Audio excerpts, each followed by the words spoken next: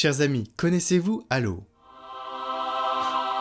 Ouais, justement, c'est une application de prière qui propose de nombreux contenus spirituels. Et cette année, il y a un parcours de carême avec des priants du monde entier sur le thème « Retour vers le Père ». C'est une invitation à revenir à la maison, à l'essentiel, à Dieu et donc à la vérité. Ce parcours est inspiré de la parabole du Fils prodigue et de cette spiritualité de la charité active que l'on retrouve notamment dans l'œuvre Les Frères Karamazov.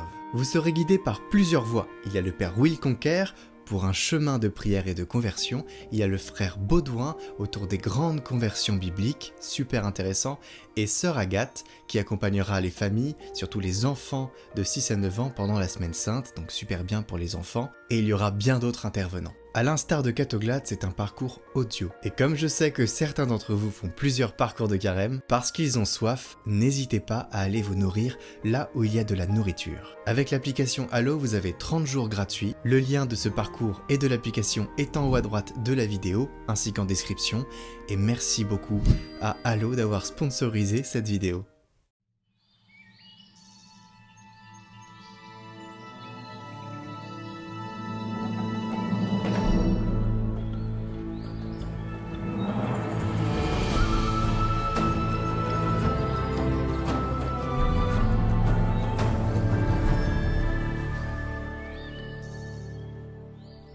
Lecture de la lettre de Saint Jacques. Jacques, serviteur de Dieu et du Seigneur Jésus-Christ, aux 12 tribus de la diaspora, salut. Considérez comme une joie extrême, mes frères, de buter sur toutes sortes d'épreuves. Vous le savez, une telle vérification de votre foi produit l'endurance, et l'endurance doit s'accompagner d'une action parfaite, pour que vous soyez parfaits et intègres, sans que rien ne vous manque. Mais si l'un de vous manque de sagesse, qu'il la demande à Dieu, lui qui donne à tous, sans réserve et sans faire de reproche. Elle lui sera donnée.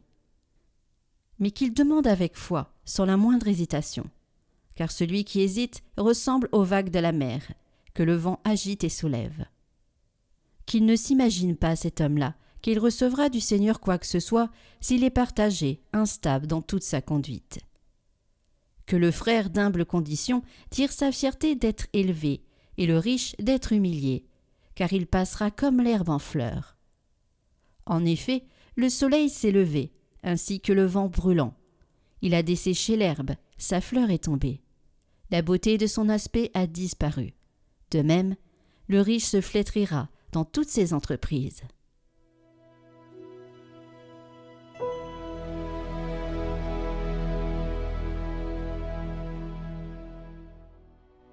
Que vienne à moi ta tendresse, Seigneur, et je vivrai.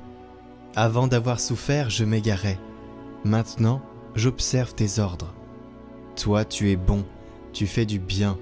Apprends-moi tes commandements. C'est pour mon bien que j'ai souffert. Ainsi ai-je appris tes commandements. Mon bonheur, c'est la loi de ta bouche, plus qu'un monceau d'or ou d'argent. Seigneur, je le sais, tes décisions sont justes, tu es fidèle quand tu m'éprouves. Que j'ai pour consolation ton amour selon tes promesses à ton serviteur.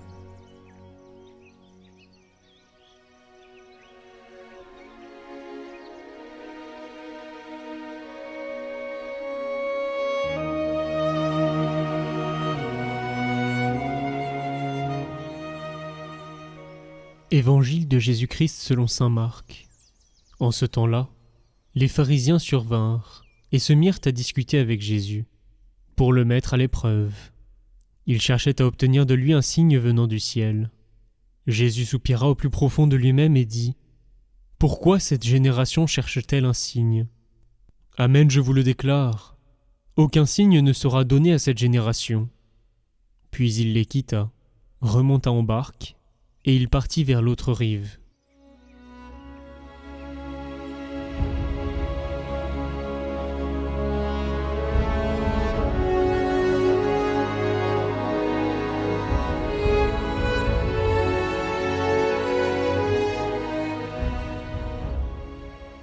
Dans l'évangile de ce jour, la demande d'un signe surgit devant le Christ comme une attente de puissance éclatante, comme le désir d'un ciel qui se déchire et d'un prodige qui s'impose aux yeux de tous. Regardez la gloire. Pourtant, le ciel rayonne déjà de la présence du Père.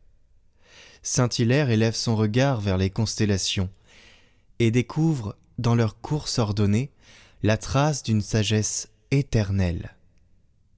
Il contemple la mer dans son mouvement et la terre dans sa fécondité secrète. Et partout, il perçoit une action invisible qui soutient le monde.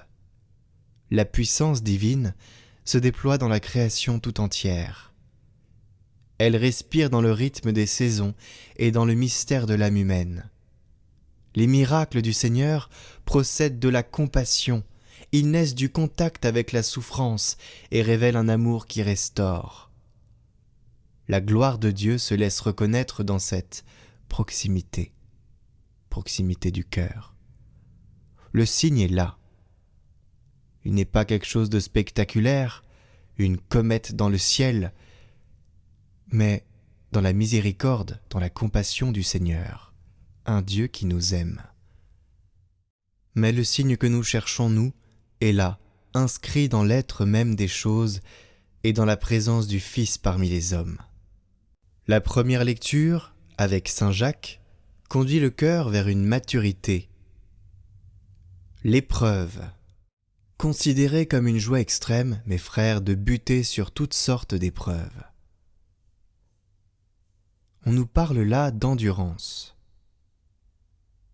L'endurance façonne une œuvre accomplie.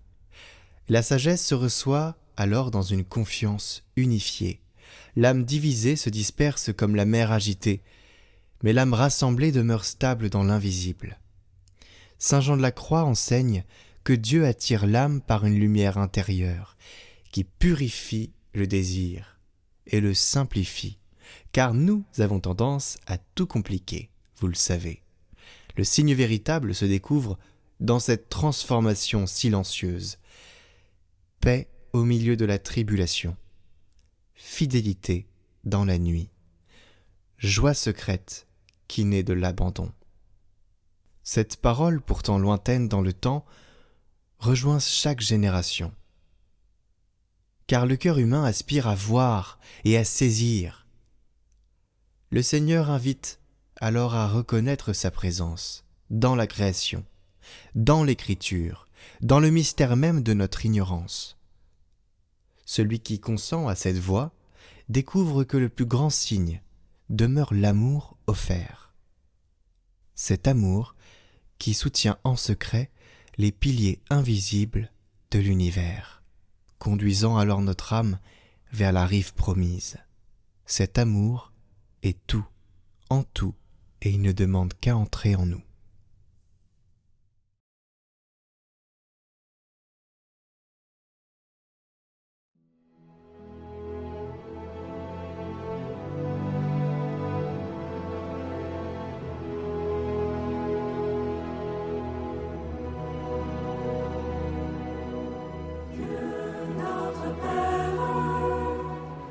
Croyons en toi, Dieu notre Père,